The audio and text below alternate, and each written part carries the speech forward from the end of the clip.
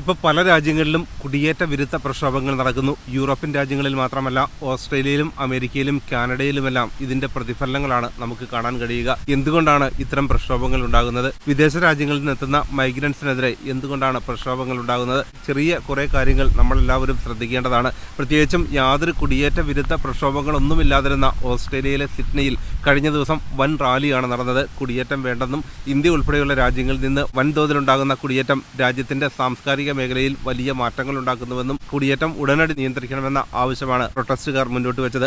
അതേ മാതൃകയിൽ തന്നെയാണ് യുകെയിലും അയർലൻഡിലും കാനഡയിലും അമേരിക്കയിലും മറ്റ് യൂറോപ്യൻ രാജ്യങ്ങളായ ജർമ്മനി, ഇറ്റലി, ഫ്രാൻസ്, സ്പെയിൻ തുടങ്ങിയ രാജ്യങ്ങളിലെല്ലാം നമുക്ക് പൊതുവായി കാണാൻ പറ്റുക. കുടിയേറ്റം വേണ്ട എന്ന നിലപാടിലോട്ട് അവരെ കൊണ്ടെത്തിച്ച ഏറ്റവും പ്രധാനമായുള്ളത് ഏതെങ്കിലും ഒരു രാജ്യത്ത് നിന്ന് യൂറോപ്പിലോ മറ്റ് ഇംഗ്ലീഷ് രാജ്യങ്ങളിലോ എത്തുന്നവർ അവരുടെ കൾച്ചർ ഇങ്ങോട്ട് പറിച്ചു നടാനായി ശ്രമിക്കുന്നു. ഇംഗ്ലീഷ് രാജ്യങ്ങളുടെയും യൂറോപ്യൻ രാജ്യങ്ങളുടെയും ഏറ്റവും വലിയൊരു പ്രത്യേകത എല്ലാ വ്യക്തികൾക്കും അവരുടെ സ്വാതന്ത്ര്യം അനുഭവിക്കാൻ കഴിയുന്ന രീതിയിൽ നിയമങ്ങൾ കൊണ്ടുവന്നിരിക്കുന്നു. ആർക്കും ഒറ്റയ്ക്ക് എവിടെയും നടക്കാൻ കഴിയുന്ന രീതിയിൽ ഗവൺമെന്റ് സുരക്ഷിതമായാണ് സ്ട്രീറ്റുകൾ സംരക്ഷിച്ചിരിക്കുന്നത്. പല രാജ്യങ്ങളിൽ നിന്നും വിദേശ രാജ്യങ്ങളിലോട്ട് കുടിയേറിയവർ അവിടുത്തെ സംസ്കാരത്തെ ബഹുമാനിക്കാത്ത സാഹചര്യങ്ങളുണ്ടായി. മതത്തിന് പ്രാധാന്യം നൽകി. പല രാജ്യങ്ങളിലെയും രാഷ്ട്രീയ സംഘടനകൾ വിവിധ രാജ്യങ്ങളിൽ അവർ സ്ഥാപിച്ചു. ഇതൊന്നും പൊതുസമൂഹം അംഗീകരിക്കുന്ന കാര്യമായിരുന്നില്ല.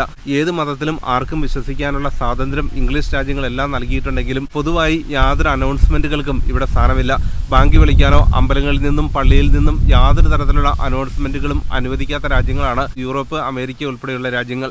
ഏത് മതത്തിലും നിങ്ങൾക്ക് വിശ്വസിക്കാം, പക്ഷേ അത് സൈലന്റായി നിങ്ങൾ തന്നെ പ്രാർത്ഥിക്കുക. അത് പൊതുജനത്തിന് ശല്യമുണ്ടാകുന്ന രീതിയിൽ ഒരു കാരണവശാലും ഒരു അനൗൺസ്മെന്റുകളും പൊതുവായി നടത്തരുത് എന്ന കർശന നിർദ്ദേശങ്ങൾ ഗവൺമെന്റ് നൽകിയിരിക്കുന്നു. അതുമാത്രമല്ല, മതത്തിന്റെ പേരിലുള്ള റാലികൾ, പൊതുസ്ഥലങ്ങളിൽ നടത്തുന്ന പ്രകടനങ്ങൾ, ജനജീവിതത്തെ തടസ്സപ്പെടുത്തുന്ന രീതിയിൽ പലതരം പ്രവർത്തനങ്ങളെല്ലാം പൊതുവായി ശ്രദ്ധയിൽപ്പെട്ട സാഹചര്യത്തിലാണ് ജനങ്ങൾ കുടിയേറ്റത്തിനെതിരെ മുന്നോട്ട് വരാൻ ആരംഭിച്ചത്. അതുമാത്രമല്ല, യൂറോപ്യൻ രാജ്യങ്ങളും മറ്റ് ഇംഗ്ലീഷ് രാജ്യങ്ങളുമെല്ലാം പൊതുവായി സ്വീകരിച്ചിരിക്കുന്ന ഒരു രീതിയാണ് എല്ലായിടത്തും വൃത്തിയായി സൂക്ഷിക്കുക. യൂറോപ്യൻ രാജ്യങ്ങളിലെല്ലാം കുടിയേറ്റം വർദ്ധിച്ചതനുസരിച്ച് സ്ട്രീറ്റുകളെല്ലാം വൃത്തികേടായിക്കൊണ്ടിരുന്നു. കൾച്ചർ ആകെ മാറ്റിമറിക്കുന്നു എന്ന പൊതുവിമർശനങ്ങളാണ് ഉണ്ടായത്. ഇപ്പോൾ ഉദാഹരണത്തിന് ഞാനിപ്പോൾ നിൽക്കുന്ന സ്കാൻഡിനേവിയൻ കൺട്രിയായ നോർവേയിൽ എങ്ങനെയാണ് സ്ട്രീറ്റുകളും പൊതുസ്ഥലങ്ങളും സൂക്ഷിച്ചിരിക്കുന്നതെന്ന് കാണുക.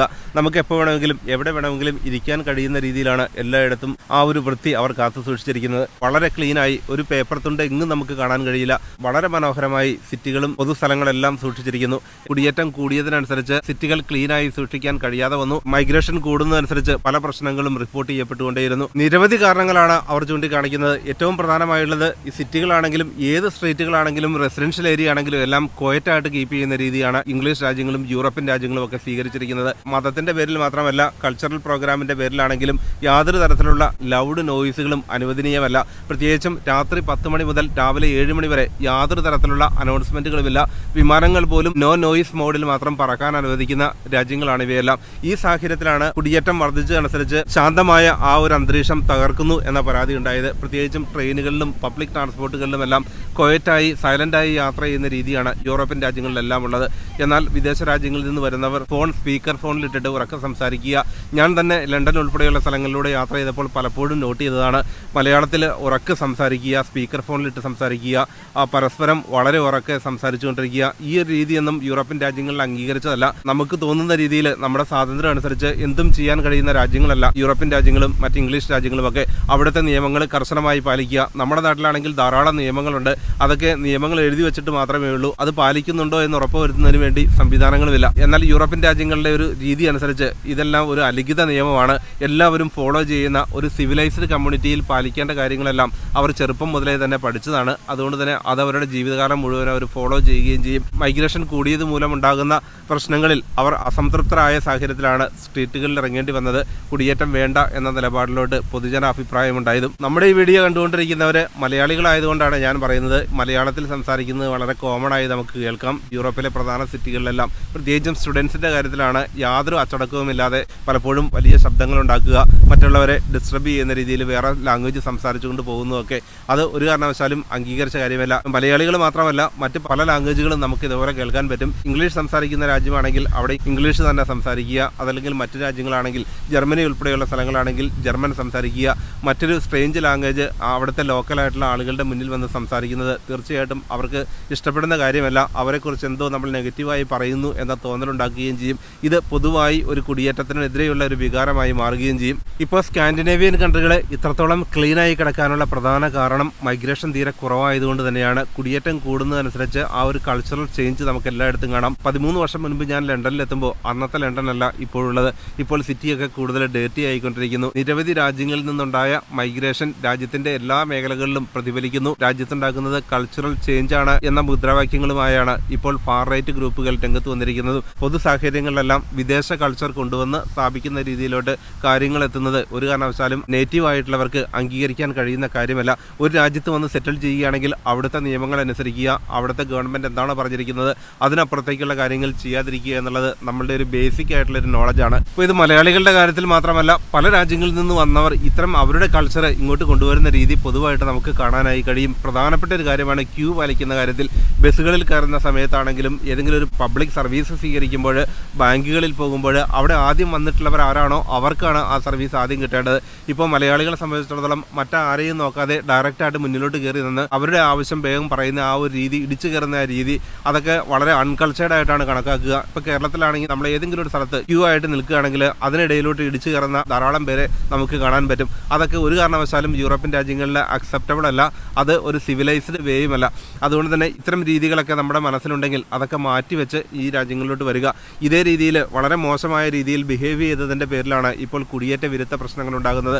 ഓസ്ട്രേലിയയുടെ കാര്യത്തിലാണെങ്കിലും അവിടെ ധാരാളം പ്രശ്നങ്ങൾ. 2 മാസം മുൻപ് ഞാൻ ഓസ്ട്രേലിയയിലെ സിഡ്നിയിൽ താമസിക്കുന്ന സമയത്ത് അവിടെ പാലസ്തീൻ അനുകൂല മുദ്രാവാക്യങ്ങൾ വിളിച്ചുകൊണ്ട് സിഡ്നിയിൽ വലിയ പ്രകടനങ്ങളാണ് നടന്നത്. ആ ഒരു പ്രതിഷേധം വലിയ വാർത്തയാവുകയും ചെയ്തു. മറ്റ് രാജ്യങ്ങളിൽ നടക്കുന്ന പ്രശ്നങ്ങളെക്കുറിച്ച് ഇംഗ്ലീഷ് രാജ്യങ്ങളിൽ വന്ന് രാജ്യവിരുദ്ധമായ രീതിയിൽ നടത്തുന്ന പ്രക്ഷോഭങ്ങൾക്ക് ഒരു കാരണവശാലും പൊതുജന സപ്പോർട്ടുകൾ ലഭിക്കില്ല. നമ്മൾ താമസിക്കുന്ന രാജ്യം ഏത് രാജ്യത്തെയാണോ സപ്പോർട്ട് ചെയ്യുക, അല്ലെങ്കിൽ അവരുടെ പോളിസി ഏതാണ്, അതിനെ റെസ്പെക്ട് ചെയ്യാനും അതിനെ അംഗീകരിക്കാനും തയ്യാറാവുക. അതല്ലാതെ ഗവൺമെന്റ് വിരുദ്ധ നിലപാടുകളുമായി റോഡിലിറങ്ങി പ്രക്ഷോഭങ്ങളൊക്കെ നടത്തുന്നത് വലിയ പ്രതിസന്ധികൾക്കാണ് കാരണമാവുക. UK കാര്യത്തിലാണെങ്കിൽ പാലസ്തീൻ അനുകൂല മുദ്രാവാക്യങ്ങൾ വിളിച്ചുകൊണ്ട് സ്ട്രീറ്റിലിറങ്ങിയവർ വലിയ ആക്രമണങ്ങൾ ഉണ്ടാക്കി. റോയൽ എയർഫോഴ്സിന്റെ വിമാനം തകർത്തു. ഈ സാഹചര്യത്തിലാണ് ഗവൺമെന്റ് പലസ്തീൻ ആക്ഷൻ ഗ്രൂപ്പിനെ ടെററിസ്റ്റ് സംഘടനയായി പ്രഖ്യാപിച്ചത്. അതിനുശേഷവും അവർ പ്രകടനവുമായി രംഗത്ത് വന്നു. നിരവധി പേരെ പോലീസ് അറസ്റ്റ് ചെയ്യുകയും ചെയ്തു. ഇത്തരത്തിലുള്ള ധാരാളം സംഭവങ്ങളാണ് കുടിയേറ്റം വേണ്ട എന്ന നിലപാടിലോട്ട് എത്തിക്കാൻ UK ഉൾപ്പെടെയുള്ള യൂറോപ്യൻ രാജ്യങ്ങളെ നിർബന്ധിതമാക്കുന്നതും. അതേപോലെ മറ്റൊരു പ്രധാന കാര്യം നമ്മൾ ശ്രദ്ധിക്കേണ്ടത്, ഇവിടെയുള്ള ജനങ്ങൾ അവരുടെ വ്യക്തി സ്വാതന്ത്ര്യത്തിൽ ഒരു കാരണവശാലും നമ്മൾ കൈകടത്താതിരിക്കുക. അവരുടെ പ്രായത്തെക്കുറിച്ചോ അവരുടെ രൂപത്തെക്കുറിച്ചൊക്കെ ഒരു കാരണവശാലും വിമർശിക്കാതിരിക്കുക. നമ്മുടെ നാട്ടിലെ TV ചാനലൊക്കെ ആണെങ്കിൽ വലിയ ബുള്ളിയിങ് ആയിട്ടുള്ള ധാരാളം കമന്റുകൾ നമുക്ക് കാണാം. കോമഡി ഷോ എന്ന പേരിൽ, മിമിക്രി എന്ന പേരിലൊക്കെ ധാരാളം പ്രോഗ്രാമുകളുണ്ട്. എന്നാൽ UK ഉൾപ്പെടെയുള്ള രാജ്യങ്ങളിൽ മിമിക്രി കുറ്റകരമാണ്.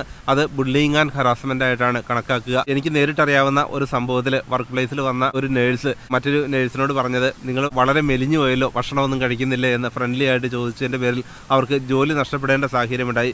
പേഴ്സണലായിട്ടുള്ള അവരുടെ രൂപത്തെ അവർ വിമർശിച്ചു. ഒരു ബുള്ളിയിങ് ആയിട്ടാണ് കണക്കാക്കിയത്. ആ ഒരു സംഭവത്തിന്റെ പേരിൽ ജോലി നഷ്ടപ്പെടുക എന്നുള്ളത് കേരളം ഉൾപ്പെടെയുള്ള സ്ഥലങ്ങളിലാണെങ്കിൽ കേട്ടുകേൾവി പോലും ഇല്ലാത്തതാണെങ്കിൽ UK അത് സീരിയസ് ആയിട്ടാണ് എടുക്കുക. മറ്റുള്ളവരെ ഒരു രീതിയിലും വേദനിപ്പിക്കുന്ന ഇത്തരം കമന്റുകൾ ഉപയോഗിക്കാതിരിക്കുക. വണ്ണം വെച്ചെന്നോ വണ്ണം കുറഞ്ഞെന്നോ അവരുടെ ശരീരത്തിന് എന്തെങ്കിലും കുഴപ്പമുണ്ടെങ്കിൽ അത് ചൂണ്ടിക്കാണിക്കുകയോ ഒക്കെ ചെയ്തു കഴിഞ്ഞാൽ അത് വലിയ ബുദ്ധിമുട്ടുകൾക്കായിരിക്കും കാരണമാവുക. ഇത്തരം കർശന നിയമങ്ങൾ നിലനിൽക്കുന്ന രാജ്യമാണ് യൂറോപ്യൻ രാജ്യങ്ങൾ. ഒരു രാജ്യത്ത് വരുമ്പോൾ എങ്ങനെയാണ് അഡാപ്റ്റ് ചെയ്യേണ്ടത്, അവിടുത്തെ രീതി എങ്ങനെയൊക്കെയാണ്, ഇതൊക്കെ കൃത്യമായി പഠിക്കുക. അതെല്ലാം ഓൺലൈനിൽ നമുക്ക് അഡാപ്റ്റ് ചെയ്യുന്നതിന് വേണ്ടി, അവിടുത്തെ കൾച്ചറുമായിട്ട് മിങ്കിൾ ചെയ്യുന്നതിന് വേണ്ടിയുള്ള ധാരാളം ഇൻഫർമേഷൻ അവൈലബിൾ ആണ്. പ്രത്യേകിച്ച് UK PR-ഉം സിറ്റിസൺഷിപ്പും ഒക്കെ കിട്ടുന്നതിന് വേണ്ടി പ്രധാനപ്പെട്ട ഒരു ടെസ്റ്റ് പാസ്സാകണം, ലൈഫ് ഇൻ ദ UK എന്നുള്ളത്. ആ ടെസ്റ്റിൽ തന്നെ ധാരാളം കാര്യങ്ങൾ പറയുന്നുണ്ട്. എങ്ങനെയാണ് പൊതുസമൂഹത്തിൽ നമ്മൾ ബിഹേവ് ചെയ്യേണ്ടത്, രാജ്യത്തിൻ്റെ കൾച്ചർ എങ്ങനെയാണ്, ഈ കാര്യങ്ങളൊക്കെ PR ഒക്കെ കിട്ടുന്നതിന് മുൻപേ തന്നെ നിങ്ങളത് ഓൺലൈനിൽ തീർച്ചയായിട്ടും വായിച്ച് പഠിക്കേണ്ട പ്രധാന കാര്യങ്ങൾ തന്നെയാണ്. മറ്റുള്ളവരെ റെസ്പെക്ട് ചെയ്യാൻ പഠിക്കുക, അവർക്ക് അവരുടേതായ സ്പേസ് കൊടുക്കുക. ഒരാളോട് സംസാരിക്കുകയാണെങ്കിൽ അതല്ലെങ്കിൽ ക്യൂ വലിക്കുകയാണെങ്കിൽ ഒരു കൈയുടെ അകലത്തിൽ മാത്രം നിൽക്കുക. അവരുടെ പേഴ്സണൽ സ്പേസ് ആണത്. ഒരു കാരണവശാലും അവിടെ എൻട്രി ചെയ്തുകൊണ്ട് അവരുടെ ശരീരത്തിൽ പിടിച്ചുകൊണ്ട് സംസാരിക്കുക. ആ രീതിയൊക്കെ തീർച്ചയായിട്ടും ഒഴിവാക്കുക. അതൊക്കെ ഹറാസ്മെന്റ് ആയിട്ടാണ് കണക്കാക്കുന്നത്. ഇപ്പോൾ കുറേ വർഷങ്ങളായി ഞാൻ NHS ജോലി ചെയ്യുന്ന സമയത്ത് കാണുന്ന ഒരു പൊതുവായിട്ടുള്ള കാര്യമാണ്, പല രാജ്യങ്ങളിൽ നിന്നും എത്തിയവർ അവിടെ മീൻ ഉൾപ്പെടെയുള്ള ഫുഡ് കൊണ്ടുവന്ന് അവിടെ മൈക്രോവേവിൽ ചൂടാക്കുകയും അതിന്റെ സ്മെല്ല് ആ ഒരു ബ്രേക്ക് റൂമിൽ മുഴുവൻ വ്യാപിക്കുകയും ചെയ്യും. അത് ഇംഗ്ലീഷുകാരെ സംബന്ധിച്ചിടത്തോളം വലിയൊരു ബുദ്ധിമുട്ടാണ് അവരുടെ ഫേസിൽ നമുക്ക് കാണാൻ പറ്റുക. അവർ കഴിക്കുന്ന ഒരു ഫുഡിന്റെ ഒരു സ്മെല്ലല്ലാതെ, അത് മാത്രമല്ല പലരും കൈകൊണ്ട് ഫുഡ് കഴിക്കുന്ന രീതി. യൂറോപ്യൻ രാജ്യങ്ങളിൽ അവർ ട്രഡീഷണൽ ആയിട്ട് സ്വീകരിച്ചിരിക്കുന്ന രീതിയുണ്ട്. കൈകൊണ്ട് അവർ ഭക്ഷണം കഴിക്കാതെ ഫോർക്കും നൈഫും സ്പൂണും ഉപയോഗിച്ച് ഭക്ഷണം കഴിക്കുന്ന ആ രീതിയിൽ നിന്ന് വ്യത്യസ്തമായി കൈകൊണ്ട് ഭക്ഷണമൊക്കെ കുഴച്ച് കഴിക്കുന്ന രീതി നമ്മളെ സംബന്ധിച്ചിടത്തോളം അത് വളരെ കോമൺ ആണ്. യാതൊരു ബുദ്ധിമുട്ടുമില്ലെങ്കിലും അത് മറ്റൊരു കൾച്ചറിൽ, ഇംഗ്ലീഷ് കൾച്ചറിൽ അത് കാണുമ്പോൾ അത് ഒരു കാരണവശാലും അവർക്കത് അക്സെപ്റ്റബിൾ ആയിട്ടുള്ള ഒരു കാര്യമല്ല. അതുകൊണ്ട് ഇത്തരം കാര്യങ്ങളൊക്കെ ഒരു കാരണവശാലും വർക്ക് പ്ലേസ് ചെയ്യാതിരിക്കുക. വിദേശ രാജ്യങ്ങളിലോട്ട് മൈഗ്രേഷൻ കൂടിയതനുസരിച്ച് നമ്മുടെ നാട്ടിൽ നിന്നും കേരളത്തിൽ നിന്നും ധാരാളം പേരാണ് വിവിധ രാജ്യങ്ങളിൽ ഇപ്പോൾ ജോലി ചെയ്യുന്നത്. തീർച്ചയായിട്ടും ഏത് രാജ്യത്താണോ നിങ്ങൾ ജോലി ചെയ്യുന്നത് അവിടുത്തെ റൂളുകളും കൾച്ചറും ഒക്കെ കൃത്യമായി മനസ്സിലാക്കി അവരുമായി അഡാപ്റ്റ് ചെയ്തുകൊണ്ട് ആ ഒരു ഫ്രണ്ട്ലി അറ്റ്മോസ്ഫിയറിൽ ജീവിക്കാനായി ശ്രമിക്കുക. എല്ലാവർക്കും കഴിയുന്ന കാര്യമാണത്. ഒരു രീതിയിലും ഇത്തരത്തിലുള്ള നിയമങ്ങൾ വയലേറ്റ് ചെയ്തുകൊണ്ട് നമ്മുടെ കരിയർ തന്നെ സ്പോയിൽ ചെയ്യാതിരിക്കുക. നിരവധി പേരാണ് പല പ്രശ്നങ്ങളുടെ പേരിൽ ഡിപ്പോർട്ട് ചെയ്യപ്പെടേണ്ടി വന്നത്. മറ്റുള്ളവരെ ഹരാസ് ചെയ്ത് കഴിഞ്ഞാൽ വലിയ പ്രശ്നങ്ങളൊന്നുമില്ലാത്ത രാജ്യമാണ് കേരളമെങ്കിൽ UK കാര്യത്തിലാണെങ്കിൽ നേരെ വിപരീതമാണ്. ആരെയെങ്കിലും ഏതെങ്കിലും തരത്തിൽ ഹരാസ് ചെയ്ത് കഴിഞ്ഞാൽ അവർക്ക് കടുത്ത ശിക്ഷ നൽകുന്ന നിയമങ്ങളാണ് രാജ്യത്ത് നിലനിൽക്കുന്നത്. അത് ഡയറക്റ്റ് ആയിട്ടാണെങ്കിലും ഇൻഡയറക്റ്റ് ആണെങ്കിലും ധാരാളം കാര്യങ്ങൾ നമുക്ക് പഠിക്കാനുണ്ട്. ഇപ്പോൾ കേരളത്തിലാണെങ്കിൽ ബംഗാളിൽ നിന്ന് കുറേ പേരെത്തി അവരുടെ കൾച്ചർ നമ്മുടെ നാട്ടിൽ കൊണ്ടുവരാൻ ശ്രമിച്ചാൽ നമ്മൾ എങ്ങനെയായിരിക്കും പ്രതികരിക്കുക? അതേ രീതിയിൽ തന്നെയാണ് വിദേശ രാജ്യങ്ങളിലെത്തുന്ന നമ്മളും സ്വീകരിക്കേണ്ടത്. ഇപ്പോൾ കൂടുതൽ ഇൻഫോർമേറ്റീവായ മറ്റൊരു വീഡിയോയുമായി വീണ്ടും കാണാം.